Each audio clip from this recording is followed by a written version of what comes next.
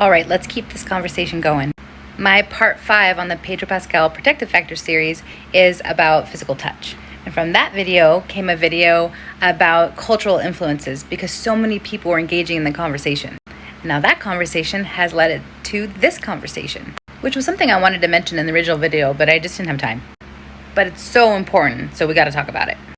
This lovely person vulnerably and courageously shared this comment. And I'm so glad they did because they are not alone. While touch is an instinctual thing that we have as humans, and we're all born craving it, desiring it, and actually needing it in order to properly develop mentally, emotionally, even physically in some ways.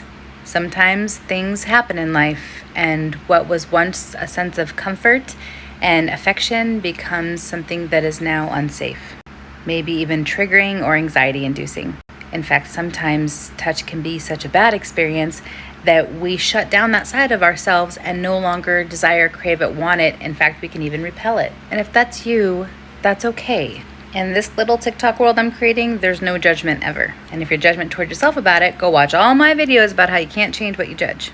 But one of the biggest issues that I see with my clients in therapy is that they judge themselves. They think something's wrong with them, like they're broken or different or weird, instead of wondering what happened to them or influenced them to be that way.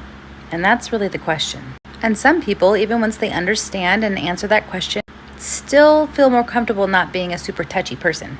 But there's a big difference between just not being super physically affectionate and fearing, disliking, or feeling unsafe with touch.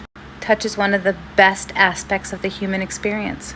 The impact that safe, loving, affectionate touch has on us mentally, emotionally, physically is innumerable. I mean, a good example is that children, for most of their childhood, are unable to properly regulate themselves, meaning they can't calm their nervous system. And the only way to help them do it is through touch, holding them, caressing them, breathing with them, bringing them close to you. There's been studies done on the impact of lack of touch, and it's severe.